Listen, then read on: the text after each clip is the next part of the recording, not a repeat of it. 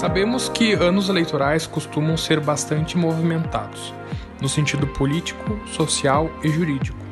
Mas a verdade é que ninguém imaginava que viveríamos em 2020 a maior pandemia dos últimos 100 anos e que teríamos nossas vidas colocadas de pernas para o ar.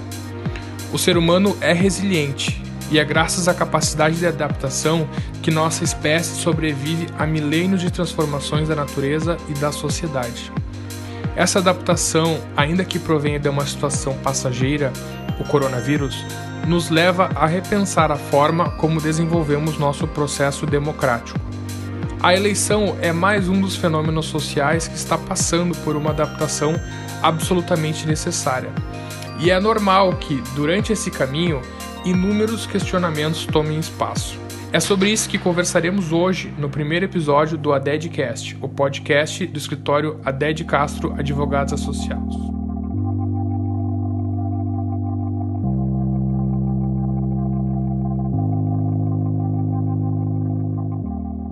Olá, você que nos escuta no nosso primeiro episódio do ADEDcast, o podcast do escritório Aded Castro Advogados Associados. Hoje, que é o nosso primeiro episódio, ainda estamos em uma fase de adaptação e de aprender como que o podcast é feito, mas a ideia é que seja mais uma forma com que o nosso público possa acompanhar um conteúdo jurídico que é produzido pensando na facilidade em acesso, né? O podcast, ele ajuda ele faz com que a mídia ela seja mais fácil de ser introduzida na rotina do ouvinte, né? Por exemplo, eu escuto podcast enquanto realizo minhas atividades do dia, por exemplo, enquanto eu estou na rua, enquanto eu estou trabalhando, enquanto eu estou fazendo, né, alguma atividade em casa. Então, o interessante do podcast é essa facilidade de adequação à rotina de quem está escutando, né? Eu não preciso parar tudo que eu estou fazendo para escutar o podcast. Bom, no podcast de hoje nós vamos conversar sobre as eleições de 2020. Quais são as nossas perspectivas jurídicas para esse momento tão importante da democracia? Eu não me apresentei ainda, eu sou o Thiago Aded Castro, sou advogado e eu sou sócio no escritório Aded Castro Advogados Associados em Santa Maria. Eu quero chamar o Dr. Aded Castro, Dr. João Marcos Aded Castro, que é o nosso diretor, para que ele faça a sua apresentação. Bom dia, Dr. Aded. Bom dia, Thiago. É uma satisfação estar aqui. Como tu disseste, a vantagem do podcast é como se fosse um rádio, né? Na verdade, né? Enquanto que o vídeo sempre exige que a pessoa que esteja acompanhando pare de fazer as suas atividades, né? Deixe fazer as suas atividades para acompanhar, em regra. O podcast pode ser ouvido em qualquer lugar, caminhando, enquanto dirige, sem que isso prejudique a atenção naquela atividade.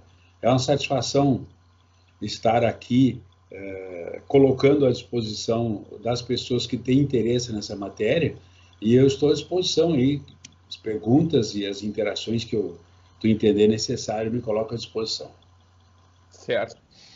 Doutora Aded, a gente não esperava que esse ano o mundo fosse abalado de forma tão contundente por uma doença, né? A gente sabe que ano eleitoral costuma ser um ano movimentado, né? Porque é um ano de debates, né?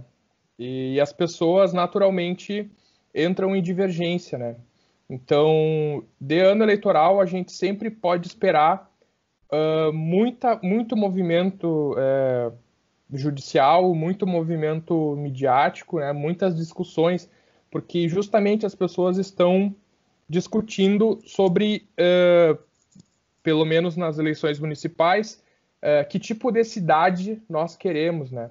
Então, já era esperado que o ano de 2020 fosse um ano conturbado no cenário político, mas de forma alguma imaginamos que o mundo fosse abalado por uma pandemia, né? Um vírus altamente letal. O doutor tem muita experiência em eleições. Eu queria saber, assim, qual a sua visão disso tudo, assim, se na sua experiência o senhor já visualizou uma situação parecida com essas? Imagina que mês de janeiro e fevereiro ainda a gente estava viajando, né? Ou seja, nós estávamos levando uma vida normal.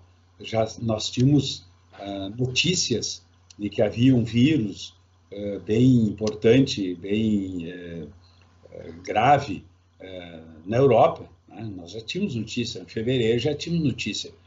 Mas a gente nunca imagina que possa ser tão agressivo, né? Não imaginava que pudesse ser tão agressivo a ponto de hoje, passado 5 meses, nós já temos mais de ontem deu 102 mil vítimas, né? São 3 milhões de pessoas infectadas em todo o Brasil. Aquelas pessoas que foram confirmadas, né? Porque alguns dizem que provavelmente o número de pessoas infectadas é 4 ou 5 vezes maior. Então, não tem dúvida que isso impactou todas as atividades, né? E não só a economia, o nosso trabalho, o trabalho de outras pessoas também, a indústria, o comércio. Isso mudou todo o cenário, né? Porque uma eleição municipal, uma vez que ela trata de assuntos mais próximos da comunidade, né? Então, não que as eleições estaduais e federais sejam desimportantes, é lógico que é importante, mas a diferença entre a eleição municipal e a eleição nacional é que nas eleições municipais o candidato é o meu vizinho, o cara que mora no outro apartamento. Eu passo pelo candidato todo dia, eu tenho condições de, tu és candidato, quais são as tuas propostas? Ou seja, a proximidade física entre o eleitor e o candidato é muito grande, e isto, evidentemente, dá ao pleito uma importância muito grande, né? É claro que nós vivemos, tu sabe, como advogado, vivemos num país em que a União tem um poder, uma competência legislativa muito significativa, né? Sobrando muito pouco para os municípios legislar. Então, o legislativo municipal ele é muito mais importante como um órgão de fiscalização da atuação do prefeito municipal, né, do que efetivamente de legislador, não querendo desfazer da importância do legislativo municipal, mas tu pega a Constituição Federal, que fixa praticamente tudo, né, é uma das maiores constituições do mundo, né? Tem países por aí, como os Estados Unidos, que tem 12 artigos e tem meia dúzia de emendas. Nós temos uma Constituição com 200 e não sei quantos, quase 300 artigos e tem 70, 80 emendas ao longo desse tempo aí todo, né? Aí vem a Constituição Estadual, que acaba por dispor praticamente igual, pega a Constituição Estadual e tu vai ver praticamente uma cópia da Federal. A Lei Orgânica do Município tem pouquíssimos dispositivos, não só de Santa Maria, mas de outros municípios, que sejam diferentes, que sejam próprios. Tá? Então, as peculiaridades locais são muito, muito reduzidas, né? Mas, de qualquer forma, o legislador municipal ele acaba sendo extremamente importante porque ele é aquele que vai levar ao prefeito municipal e aos órgãos de atuação de defesa dos direitos do cidadão as expectativas, as perspectivas e as vontades, as necessidades da comunidade. Então, a eleição municipal sempre foi, eu tenho, fechando agora quase 40 anos de experiência jurídica, né? No período durante 30 anos fui promotor de justiça e era muito difícil, né? Não me lembro de alguma eleição que eu não tenha atuado como promotor eleitoral, ou em Santa Maria, ou em Júlio Castilhos, ou em São Cepé, ou em São Pedro, ou em Cacequi, ou seja, sempre envolvido com essa questão eleitoral, e a gente observa que é a eleição mais, entre aspas, mais quente, né? Uhum. Inclusive aquela eleição que mais problemas ocorrem, até às vezes de brigas físicas, né, dos candidatos e os cabos eleitorais se atracarem fisicamente, porque as paixões estão mais à flor da pele, né? Então, a eleição desse ano é uma eleição especial, porque é uma eleição municipal, e é uma eleição especial porque ela terá, e a gente vai conversar a respeito desse assunto, inúmeras dificuldades ditadas pela necessidade de distanciamento social. Tá?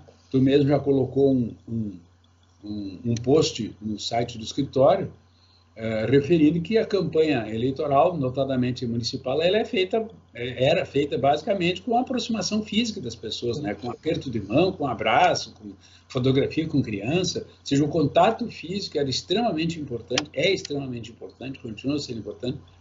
O que está prejudicado agora, pelo menos agora, nesse momento, né? É difícil saber o que vai acontecer, qual é a situação lá no mês de novembro, quando próximo das eleições, né? Nós já estamos na metade do mês de agosto, né? E não há nenhuma perspectiva, porque a tal de curva pandêmica, né, das estatísticas, né, nós paramos de crescer, mas já faz desde o início do mês de julho, que nós estamos estacionados ali em 1.000 mortos, qualquer coisa. Sim, então, nesse momento, não há nenhum indicativo, né, de que vai melhorar rapidamente. A notícia boa é que ontem o Rio Grande do Sul saiu da situação de casos em crescimento, né? Sim. Então, agora, ontem, pelo menos, apareceu no jornal como estável, o que já é uma grande coisa, né? Se não estiver crescendo, já é uma grande coisa. Né? Claro. Bom, como o senhor falou, nas eleições municipais, o debate ele acontece de forma muito mais, digamos assim, urbana, né? A discussão é com o meu vizinho, a discussão é com o meu colega de trabalho, por exemplo. E em algumas cidades, um número pequeno de votos é capaz de decidir a eleição, né?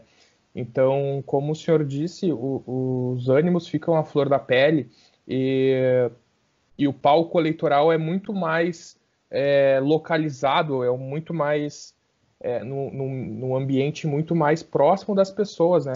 Então, é clássica a cena que a gente... Todos os períodos eleitorais a gente vê aquela cena do candidato no meio da população, no meio da multidão ali, abraçando, beijando, né? Pegando criança no colo e tal.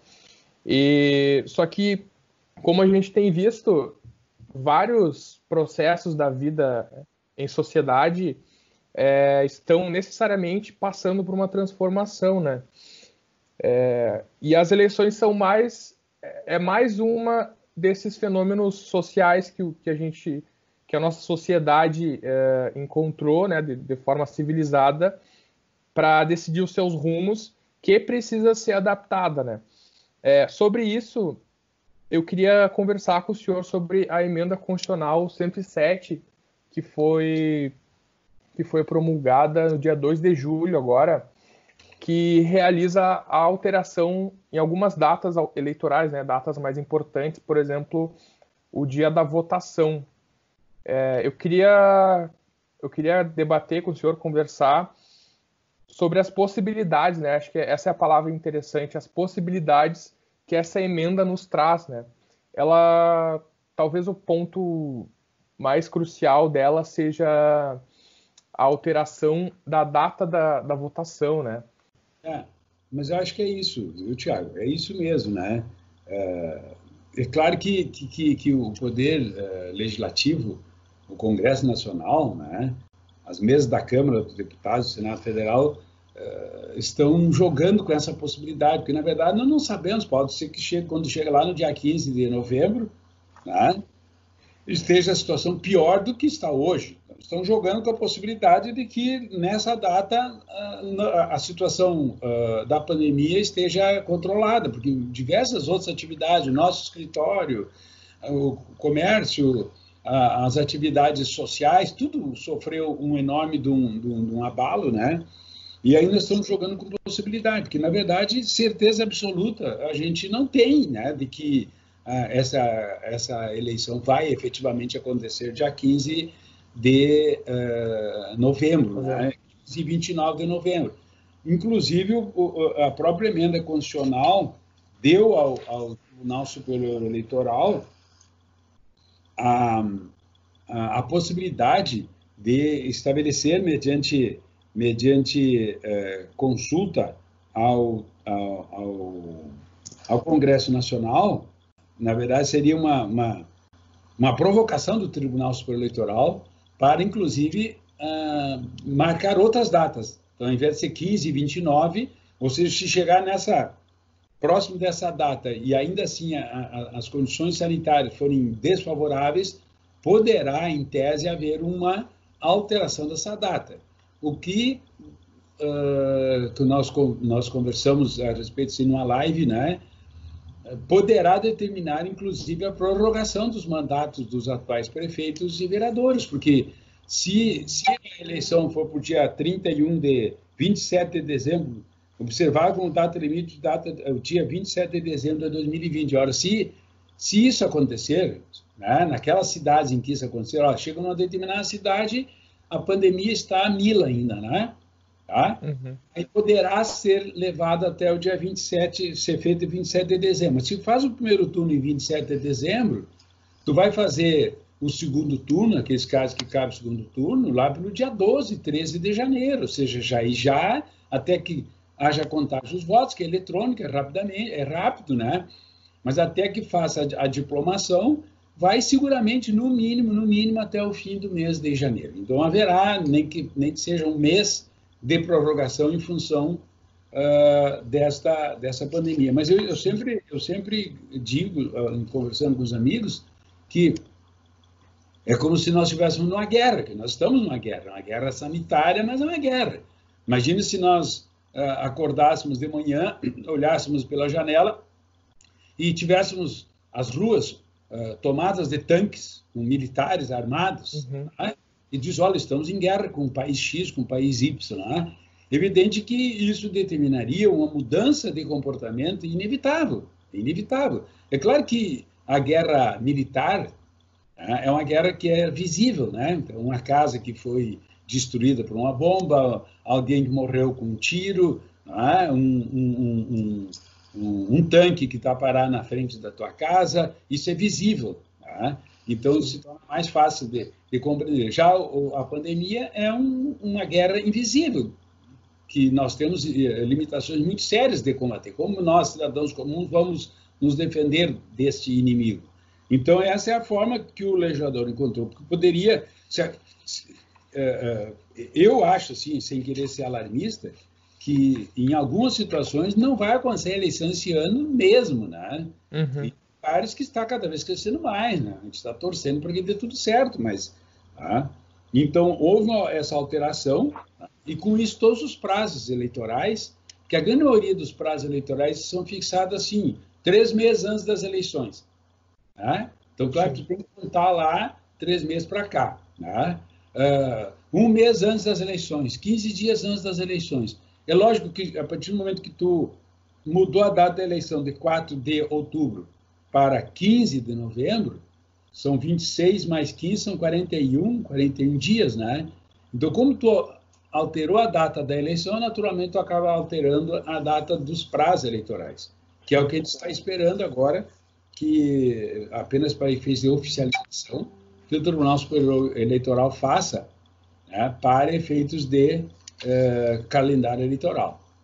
O senhor falou sobre a possibilidade de prorrogação dos mandatos, né? E a gente viu durante o processo legislativo para essa emenda constitucional que esse foi uma das principais preocupações e pontos de debate, né? Porque a Constituição estabelece que o mandato do prefeito, né, é de duração de 4 anos, o mandato do vereador é de 4 anos. Então, o risco é de produzir uma norma inconstitucional, né? Então, acho interessante que essa emenda constitucional ela não generaliza a situação sanitária no Brasil, né? Ela não provoca uma prorrogação generalizada em todas as cidades, né? justamente porque o Brasil é gigantesco, né? Um dos maiores países do mundo, com realidades sociais e realidades sanitárias diversas, né? Então, um ponto muito importante dessa emenda é que ela possibilita a prorrogação em alguns municípios, né? Ou em um grupo de municípios que estejam em situações sanitárias semelhantes, né? Acho que é um ponto importante. Se tu for olhar o texto da emenda constitucional, não tem a palavra prorrogação. A palavra prorrogação não aparece. Mas é uma coisa importante, né? Porque veja bem assim, ó, se diz que um decreto legislativo pode designar novas datas para a realização do pleito, observado como data limite o dia 27 de dezembro de 2020. Mas é a data limite para quê? Para o primeiro turno? Porque mesmo que cidades pequenas que tem cidades com 1.500, 2.000 habitantes, né, que não tem nada a ver com o segundo turno, não vai ter segundo turno, não. Mas mesmo que seja, que não haja segundo turno, né, 27 de dezembro de 2020 faz a eleição numa cidade pequena, né, e nós sabemos que hoje as facilidades, é uma cidade com 1.500 habitantes, normalmente tem ali 700, 800 ou que seja 1.000 eleitores. Então, para fazer a contagem dos votos com método eletrônico, dá só um comando ali, dá um enter aí e conta. Questão de segundos, praticamente, né? Então, no dia 27 de dezembro, poderia ter o resultado da eleição na cidade X, entendeu? Só que tem um detalhe, né? Tem todo um processo de regularização, de a publicação, a própria diplomação em si, porque tem os prazos todos aqueles ali para efeitos de ações de impugnação de mandato eletivo. Tem uma série de questões que terá que ser resolvido. Mas nós sabemos o seguinte, ó, não fala em possibilidade de prorrogação, mas isso é uma possibilidade real. Sim. Então, a possibilidade é de adiamento do pleito, né, da votação. Mas, obviamente, isso vai gerar numa prorrogação do mandato eletivo daqueles prefeitos e vereadores, né? Provavelmente. Naturalmente. No momento em que eu estou imaginando, se o Congresso Nacional, através do decreto legislativo, determinar que a eleição em Santa Maria se dará no dia 27 de dezembro, provavelmente ele vai referir também que o segundo turno seria dia 10 de janeiro, né? E aí fica como é que os vereadores, qual é a situação? Porque, na verdade, com base na atual Constituição, o mandato do prefeito atual e dos vereadores termina dia 31 de dezembro. Né? Então, já no dia 1º de janeiro, eles não teriam mais competência legislativa, qualquer coisa que eles aprovassem, né?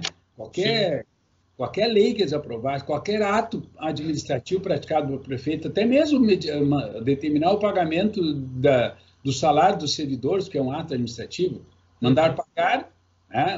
Mandar pagar uma licitação, tudo isso são atos administrativos que tem que ter atribuição legal. Então, o Congresso Nacional, nesse caso, eu estou imaginando, vai dizer assim, ó, fica autorizado a fazer a eleição no primeiro turno em Santa Maria, dia 27 de dezembro, e dia 10 de janeiro, o segundo turno, caso haja necessidade, e o mandato do atual prefeito e dos atuais vereadores está prorrogado.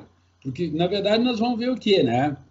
Constitucional é tudo aquilo que nós queremos que seja constitucional. Constitucional é tudo aquilo que está determinado na Constituição. É claro que a Constituição, ela parte de uma série de princípios, né, da sociedade civilizada. Então, mesmo que tu coloque lá, olha, o marido está autorizado a espancar a esposa na Constituição, isso será considerado inconstitucional. Então, tu pode ter um dispositivo que está na Constituição e mesmo assim seja inconstitucional. Por que ele é inconstitucional? É inconstitucional porque ele afronta não o texto da Constituição, mas afronta o espírito da Constituição. Então, toda a história do Brasil, a partir de uma determinada data, foi anti-escravagista, né? Então, vai poder dizer lá, olha, os negros são menos iguais que os brancos, que isso aí é inconstitucional. Porque desde 1888, quando é que foi 1888, né? Da libertação dos escravos, é inaceitável na sociedade brasileira a escravidão. Né? Dia Então, 13 de maio de 1888. Isso. A partir dali acabou a escravidão. Tá? Então não adianta tu aprovar um dispositivo constitucional falando que os negros serão escravos dos brancos, porque isso aí seria inconstitucional. Mas, a princípio, tudo aquilo que está na Constituição é constitucional. Não se imagina que vai ter um dispositivo na Constituição que contraria a Constituição. Sim. Então, essa é uma discussão. Por outro lado, né, quem é que decide se um dispositivo é constitucional ou não é constitucional?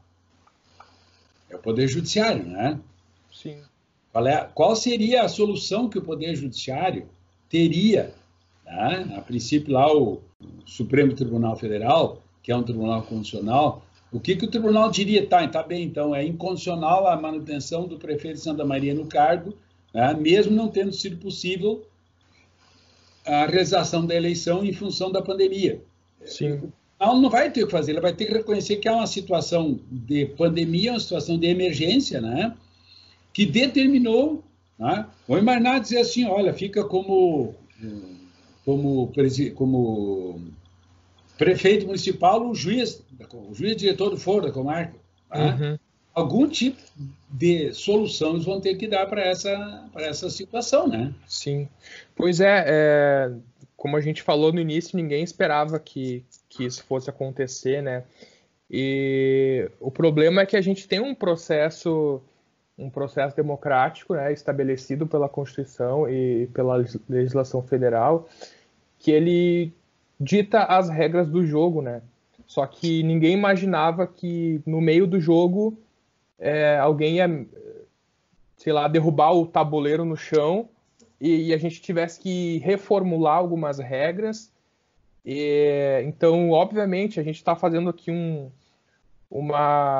exercício assim de análise jurídica, né? E tentando imaginar como que pode acontecer, quais são os próximos passos do processo eleitoral. Mas, obviamente, muitas lacunas a gente vai encontrando no caminho. Algumas coisas a gente não tem como saber como vai acontecer, né? Até que aconteça. Curiosidade, se me permite, nessa área aí, a própria emenda constitucional, porque tu sabes que o artigo 16 da Constituição Federal diz que as regras do processo eleitoral só poderão ser aplicadas um ano após a sua aprovação. Tá? Ou seja, aprova hoje, né? Então ela tem vigência imediata, tá? Mas ela só pode ser aplicada ao processo eleitoral um ano. Isso era o grande problema que havia, o artigo 16. Aí o que fez? Que esse é o que chama de princípio da anualidade. Exatamente para evitar de chegar 5 dias antes das eleições e o Congresso Nacional aprovar um dispositivo legal que mude todo o jogo eleitoral. Né? Isso seria casuísmo e seria até um golpe legal. Né? Sim, né? Então, foi o que estavam falando no início, alguns prefeitos... Um golpe legislativo. Alguns prefeitos queriam continuar como prefeitos, entendeu? Porque eles achavam que estavam bem, tá? Estavam administrando bem a cidade e queriam mais um ano para mostrar para a população que eles tinham capacidade. Tá? Então, essa justificativa não é naturalmente aceitável, né? Isso seria um golpe efetivo. Claro. Bom, então o prefeito de Santa Maria acha que ele é um bom prefeito, ele quer mais um ano de mandato. Aí o prefeito lá de São Pedro acha que é melhor ainda, eu quero mais 2 anos, o outro quer mais 3 anos, daí tu daria mais tempo de mandato, simplesmente conforme as vontades políticas momentâneas. Não, essa é uma determinação em função de uma situação de pandemia. Voltando ao exemplo, assim, se nós estivéssemos em guerra armada, né? A cidade estivesse invadida pelo exército, não vou dizer o nome aí, né? Mas o exército de um país vizinho, tá? E sendo impossível as pessoas saírem na rua para votar e tal, né? Algum tipo de dispositivo teria que haver, diz, olha, em função da guerra, enquanto houver guerra, né, não haverá eleição, não haverão eleições. Ou seja, nós estamos nos adaptando à situação, que não é muito diferente. Nós conversamos naquela live, inclusive a preocupação que a gente tem quanto a essa questão, assim, eu já ouvi muitas pessoas que estão no grupo de risco, tipo idosos, pessoas com doenças graves, que estão falando, na verdade, em não comparecer às urnas para votar. Porque a multa pela não votação, pela não comparecimento é R$ 3,50. Tu que é jovem, né, tu não pode correr esse risco, porque afinal de contas, para que tu possa fazer um concurso público, né, tu vai ter que estar em dia com tuas obrigações eleitorais. Agora, para as pessoas de mais idade, tipo eu, assim, ó, tá? Qual é a diferença para mim hoje se eu não puder fazer um concurso público? Eu não estou pensando em fazer concurso público. Então, se eu não comparecer à sessão eleitoral para colocar o meu voto, o máximo que vai acontecer comigo é ter que pagar R$ 3,50. Sabe que no fim da história a guia de pagamento custa mais que R$ 3,50. Então, algumas pessoas doentes, não sei quantas, algumas pessoas de idade, que seria o grupo de risco, talvez venham a optar em não comparecer à sessão. Isso é uma possibilidade. Vocês devem ter ouvido também uma entrevista, uma manifestação do Barroso, o presidente do Tribunal Superior Eleitoral, que ele está muito preocupado com os próprios mesários. São mais de 1.800.000 pessoas que prestam serviços gratuitos à Justiça Eleitoral e que ganham o quê? Ganham lá, mas que R$30. R$30 para fazer um lanche. R$30 dá para fazer um lanche, mas tu passa... Sem contar aquelas vezes que tu tem que comparecer em reuniões da Justiça Eleitoral para ser orientado. Não é? E sem contar as possibilidades de grandes... não só passar o dia lá, entendeu? Também o fato de que tu pode, como a gente já via acontecer, de pessoa desejar votar e não ter condições de votar e agredir o mesário. Ou seja, o mesário ele é um herói na eleição. O mesário é extremamente importante. Como é que a Justiça Eleitoral manteria durante 30 dias por mês, 365 dias ao ano, 1.800.000 pessoas ou mais, 1.850.000, coisa assim, pagando como funcionário? Não, então, a despesa que a Justiça Eleitoral tem com o mesário é aquela despesa ali, aqueles R$30 que dá. A única coisa, então tu tem um dia de folga, se é servidor público, para compensar aquele dia que tu passou lá cuidando das eleições. Então, muitas pessoas, não sei, quando eu falo muito, eu estou só imaginando, estou só chutando, mas já conversei com pessoas jovens, inclusive, que dizem, eu não vou ir lá, prestar um serviço gratuito, me incomodar, brigar com cabo eleitoral de candidatos, né? Porque às vezes tem uns cabos eleitoral que complicam, tem que chamar a polícia e muitas situações assim, dá confusões mesmo, entendeu? Então, a atividade do mesário é uma atividade extremamente importante, de extrema responsabilidade. Porque, tecnicamente, vai ver assim, o processo eleitoral naquele período das 8 às 17 está nas mãos do mesário. Está nas mãos do mesário. A eleição só acontece porque o mesário estaria controlando para evitar de propaganda no recinto, pessoas fazendo proibir. Todo o processo eleitoral está na mão do mesário. Então, o mesário vai correr risco à própria saúde para não ganhar nada. Então, pode acontecer de que não só alguns eleitores acabem optando por não comparecer às urnas, como os próprios mesários. A gente tá pintando aí um retrato meio... Não, mas é bem coerente, bem coerente. A gente tem que pensar nessa possibilidade. Sim. Não, eu sou mesário, eu fui mesário no segundo turno das eleições presidenciais de 2016, que a Dilma se elegeu, o segundo mandato da Dilma, e fui mesário também nas últimas eleições municipais aqui em Santa Maria. E como o senhor disse, tem instrução, pelo menos o secretário e o segundo secretário, não lembro agora como se chama, né, o cargo específico na mesa da sessão eleitoral ali, a instrução que é recebida é meio que pelo site, assim, sabe? Não tem uma aula, né? Acho que só o presidente da sessão eleitoral recebe uma instrução, assim, dedicada, né? Mas, exatamente, assim, a instrução é pouca, é um trabalho voluntário e assim, pela experiência que eu tive, a presença do Estado ali, a presença do TSE é mínima, né? É mínima. Então, com certeza, assim, eu pessoalmente, se eu for intimado a ser mesário esse ano, eu vou pensar com muito cuidado, sabe? Eu vou pensar muito bem se eu vou ser mesário.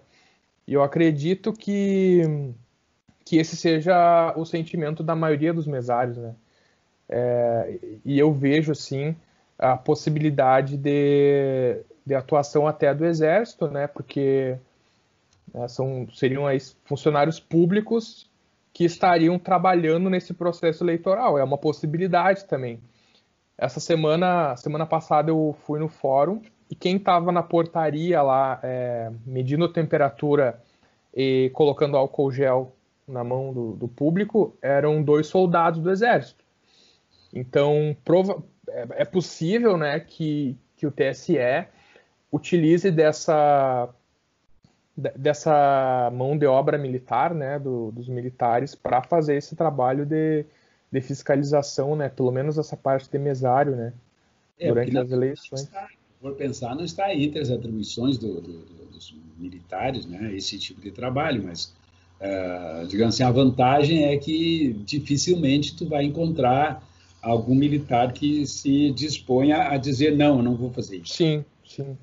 Então, os comandantes militares tipo, meio que convocam o militar e ele acaba indo, né?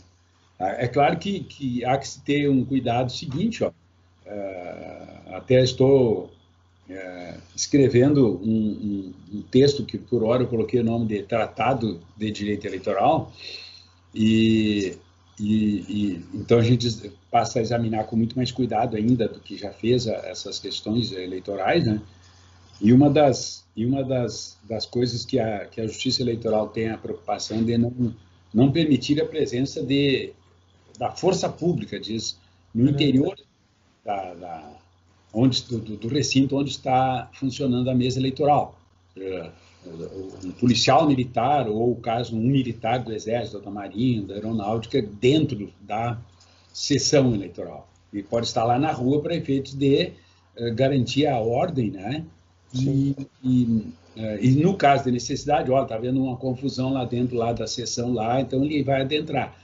Porque no momento que tu coloca um policial militar, por exemplo, né, se por um lado tu garante a ordem, por outro lado tu pode também impor algum tipo de constrangimento ao eleitor. Sim, né? claro. Então, se sentir constrangido.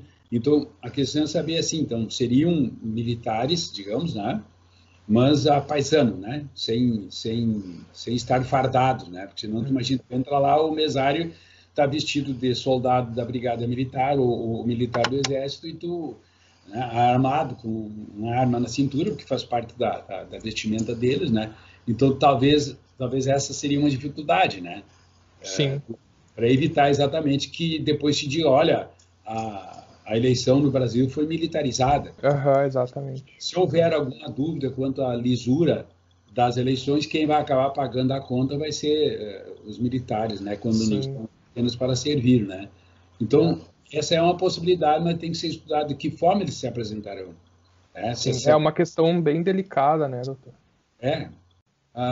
O cara vai dizer assim, eu entrei lá, tinha um soldado lá da Brigada Militar com um revólver na cintura e disse para mim que eu tinha que votar no candidato X. Eu votei no candidato naquele porque tinha um cara armado lá. Né? Nós estamos só pensando nessa possibilidade. Pode parecer uma bobagem, mas é possível, né? De repente alguém de má fé até dizer, olha, eu votei no fulano contra a minha vontade, e tu, cara com a arma na cintura, diz que era para mim. Sim. Então, a partir do momento que tu não tem esse militar lá, ele vai estar na rua cuidando da segurança, da ordem, né? Se houver briga lá na fila, lá na rua, lá ele vai intervir, se alguém estiver fazendo boca de urna, ele pode prender em flagrante. Então, a Brigada Militar e os próprios militares sempre estiverem e estarão à disposição da Justiça Eleitoral, mas para essa atividade mais de segurança, né, do que para execução do serviço. Então, talvez se houvesse esse cuidado de chamar o cidadão militar lá e para que ele faça o trabalho do mesário, mas desarmado e sem farda, né? talvez isso pudesse ser uma solução. É bem interessante a ideia. Sim. Pois o senhor falou antes do público idoso, né, do eleitorado idoso, e, obviamente, o não comparecimento da pessoa que compõe um grupo de risco é totalmente justificável, né, uma questão de saúde.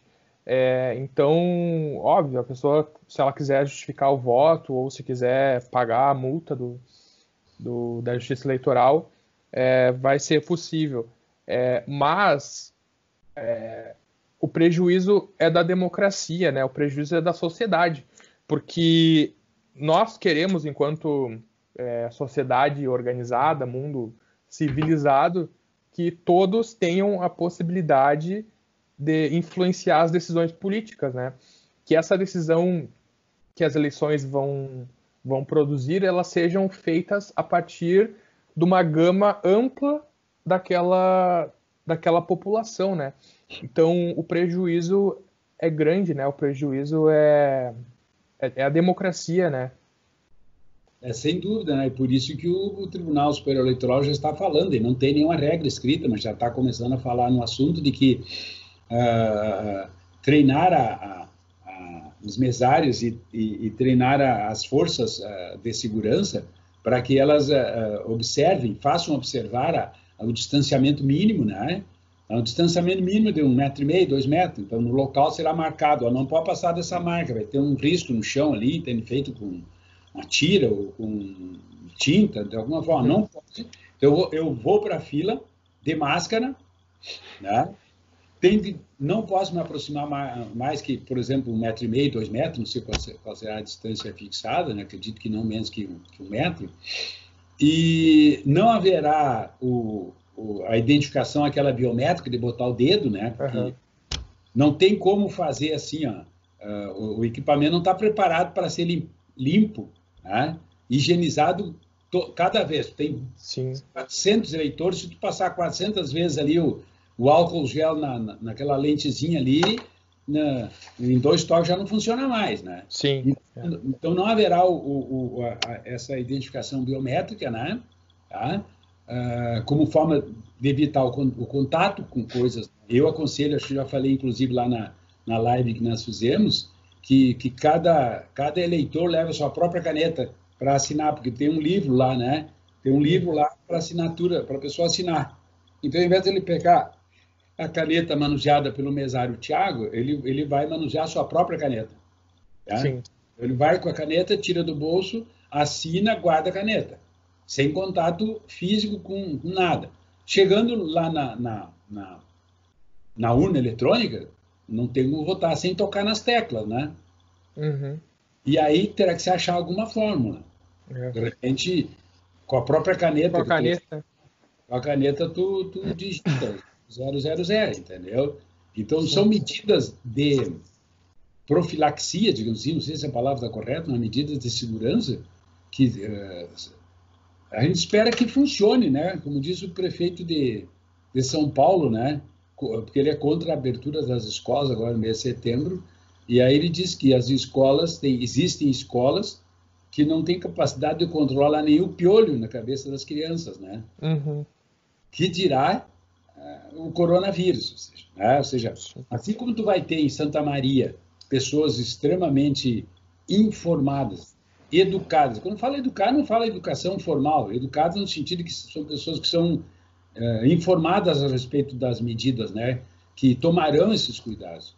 A gente sai na rua aí e tem gente que chega e quer abraçar, e quer beijar, e quer pegar na mão, né?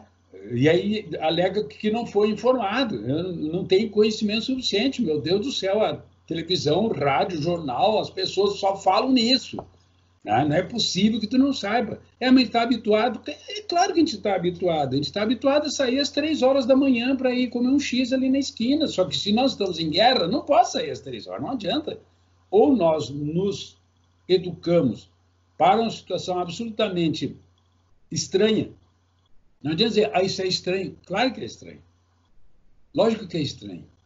Nós estamos num período de, não sei qual é a palavra, estraneidade, parece que chama, né? Estranheza. Estranheza. Tá? Porque a última grande pandemia, Aconteceu em 1917, 1918, 1920, há 100 anos atrás, e que, é claro, as condições de comunicação, jornais só nas grandes cidades, né? Rádio ainda tinha mais acesso, mas uma notícia levava 30 dias para chegar numa cidade pequena, né? Televisão não existia, né? Então, a internet nem pensar. Então, hoje nós vivemos uma sociedade muito mais informada. Então, quando eu falo uma pessoa educada, não estou falando de educação formal, que o sujeito pode ser pós-doutor e ser um ignorante.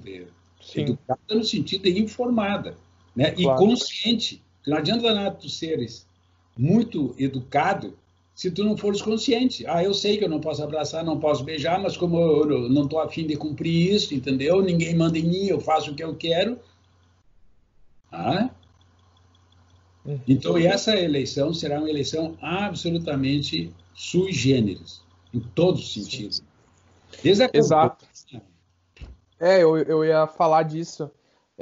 Que bom que a nossa conversa veio para esse caminho, assim, porque tempos estranhos nos levam a ter uma mudança de comportamento, né? E uma expectativa nossa, né? Um fator que a gente espera ver nas eleições é uma mudança no comportamento do eleitor, né? Eu imagino assim que com o deslocamento da campanha eleitoral, que naturalmente era nas ruas, né? Que naturalmente era no bairro, por exemplo, ele passe a acontecer muito mais na internet, né? Então, os especialistas em comunicação e publicitários, a perspectiva deles é que haja um forte deslocamento da campanha para a internet. E falando das regras eleitorais, na live que a gente fez no Facebook, a gente colocou uma série de regras, assim, né? Como que a campanha deve ser feita e tal. Mas eu acho que aqui no nosso podcast a gente pode falar de forma mais ampla, assim, não vou entrar nas regras. Até vou deixar na descrição do episódio o link para quem quiser assistir a nossa live, a gente falar bastante do que é autorizado, do que não é autorizado na campanha na internet, né? Mas, de forma ampla, assim, eu queria conversar com o senhor sobre o que a gente pode esperar do eleitor nesse momento e como a gente acha que o candidato deveria observar isso, assim. Eu vou começar falando assim, eu imagino, eu espero, talvez seja uma ilusão minha, talvez seja uma ingenuidade minha, mas eu acredito que em 2020 o eleitor seja muito mais informado, tá? Que ele procure muito mais informações sobre o candidato que ele vai votar, que ele busque informações oficiais, informações de sites de credibilidade e que o candidato saiba respeitar, né? Respeite assim a inteligência do eleitor. Vou falar mais depois, mas o que o senhor acha disso? Não tem dúvida, né? Porque é claro que na eleição municipal, né, conta muito essa questão da simpatia pessoal do candidato, né? Não adianta nada tu ter um candidato eleitor que seja uma sumidade em direito eleitoral, saiba tudo de direito administrativo, seja um pós-doutor, seja uma figura maravilhosa em termos educacionais, né? Mas seja uma pessoa absolutamente distante do eleitor. Tá? Santa Maria ainda já é uma cidade um pouquinho maior, né? E ainda assim a gente encontra os vereadores num bar, numa lancheria, na farmácia, não sei aonde, entendeu? Na rua, no shopping e tal. Ainda te encontra. Mas tu pega cidades pequenas e cidades aí que tem 9 vereadores e que vereador se elege com 60 votos. Tá? Ou seja, o vereador é aquele que está na canja de bocha, na corrida de cavalo, ele está na festinha do vizinho, ou seja, ele é uma pessoa muito próximo das pessoas, fisicamente muito próximo. Cidade muito pequena não tem como ser distante um do outro, né?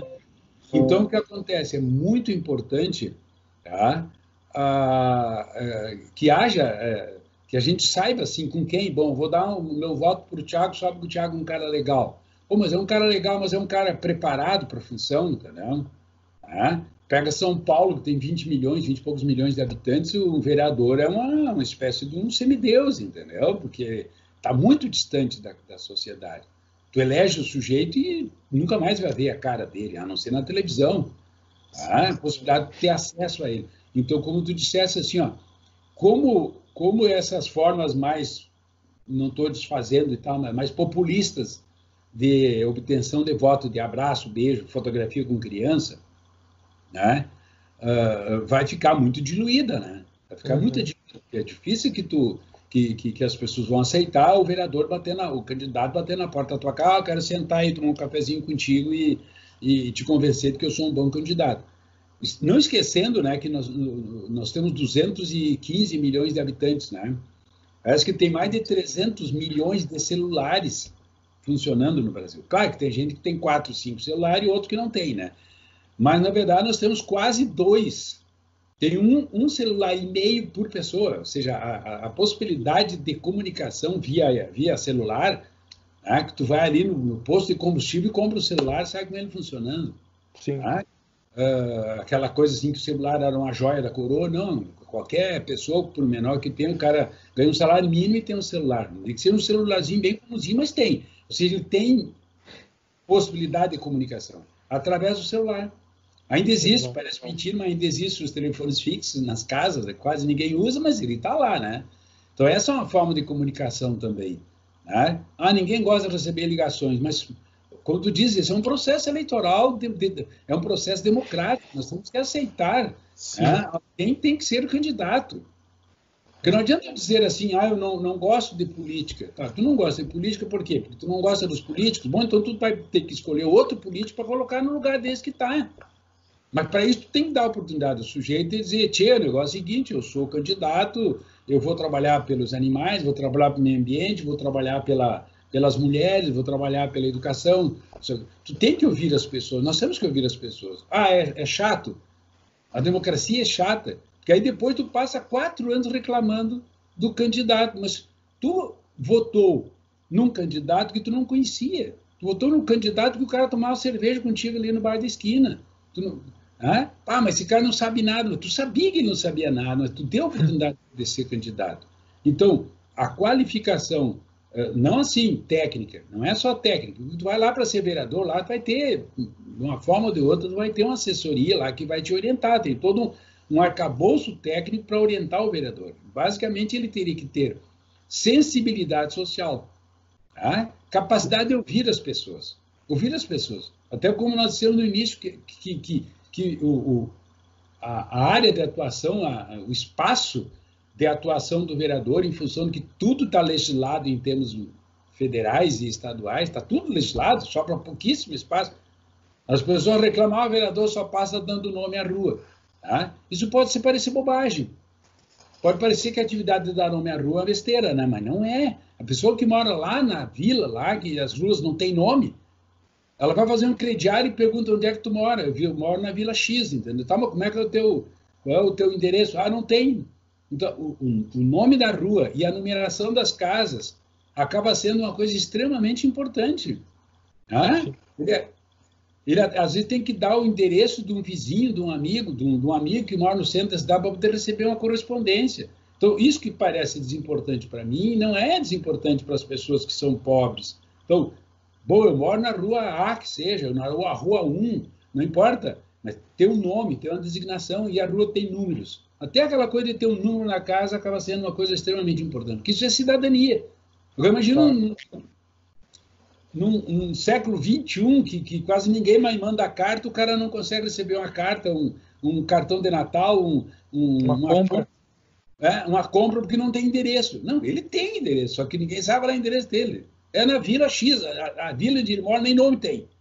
Então, o trabalho do vereador acaba sendo importante até nominar a vila, nominar a rua, trabalhar para que seja fixada os números nas casas. Então, que o trabalho do vereador, ele é basicamente isso, de atender assim, olha, a rua lá está esburacada, não entra ônibus. Moro numa rua lá que tem 50 pessoas e não entra ônibus lá porque a rua é muito ruim. Fica uma pessoa doente, a ambulância não tem como entrar lá para retirar uma pessoa, tem que sair com a pessoa nas costas até levar lá 500, 600 metros a ambulância. Então, o trabalho do vereador, nesse caso, que pode parecer bobagem, ele é legislador. Ele é legislador, mas ele é basicamente um representante dos interesses legítimos, porque ter uma rua que possa ser trafegada, né, para entrar uma ambulância, uma entrega de mercado, ele é extremamente importante. Aí tu faz uma encomenda, como tu diz, de um rancho e não te encontra, não te entrega a mercadoria porque a tua casa nem número não tem. Então, para quem mora lá no centro da cidade, tudo numerado, bonitinho, isso é besteira. Não é besteira. Isso é... Então, o vereador, ele parte dessas necessidades mais comezinhas, as necessidades que parecem menos importantes, mas que são importantes para todo mundo. E que ele possa reclamar, olha, o prefeito está fazendo isso, ou não é isso que nós queremos outra coisa. Porque esse é o trabalho dele, entendeu? Não importa, às vezes as pessoas dizem assim, o cara foi vereador durante 4 anos e não apresentou nenhum projeto de lei, mas não, às vezes não tem que apresentar projeto, quer dizer, tudo que tinha que ser legislado já foi legislado. Agora, o que ele fez? Se preocupou com a qualidade do atendimento no posto de saúde, com o atendimento na escola, com a segurança, com as condições das ruas, com o nome das ruas. É isso, para que isso que existe um vereador. Né? Sim. E isso é importante, né? E isso aí ele vai ter que dizer, olha, vamos trabalhar para melhorar aqui, vamos fazer uma pracinha ali, ou tem uma pracinha que está abandonada, vamos trabalhar para que o município coloque uns brinquedos para as crianças. Esse é o trabalho do vereador, ele é um representante direto da comunidade. Ele é muito menos legislador e muito mais representante, né? Certo. Doutora Ded, eu acho que essa discussão que a gente estava fazendo antes sobre internet, né, e sobre propaganda partidária pelos meios eletrônicos, a gente pode virar assunto de um outro episódio, né? A gente pode abordar isso com mais profundidade, assim. Inclusive falar de fake news também, eu acho que é um bom tema para um futuro podcast. E pela duração do nosso episódio, eu acho que a gente já pode encerrar, né? Eu gostaria de agradecer a quem está nos escutando ainda, seja de manhã, de tarde, de noite. Nós agradecemos pela audiência. E eu vou colocar aqui embaixo na descrição desse episódio tanto o link para nossa live que a gente fez no Facebook, como o livro o e-book que a gente está disponibilizando para download gratuito, né? É o livro Eleições 2020, Manual do Candidato. Ele traz uma série de disposições, né? A gente aborda a legislação eleitoral de forma facilitada. A gente pensou assim, principalmente no candidato a vereador ou candidato a prefeito, que seja um livro que ele possa carregar durante a caminhada eleitoral dele, que possa tirar todo tipo de dúvida que ele tiver, né? Então, fica à disposição o link para download aqui embaixo. Doutora Ded, o senhor quer agradecer? Agradeço e estou à disposição. Acho que a gente tem que... Porque essa questão da legislação hoje, né, Tiago, está mais ou menos disponível. Tu coloca lá, né? Data das eleições, vai aparecer 1 milhão de sites hoje, essa facilidade de comunicação. Não é que ela não seja importante, porque também tem a questão da interpretação também, né? Tá? E muitas coisas que são dúvidas, né, não estão previstas na legislação. Né? Então, tu tem ali o principal. Mas a gente pode fazer outros podcasts, outras lives também, se for o caso, para falar desse assunto. É importante a gente falar sobre esse assunto aí. Tá? Certo. E me coloco à disposição, como sempre. Certo, muito obrigado a todos que nos escutaram. Um abraço e a gente se encontra por aí.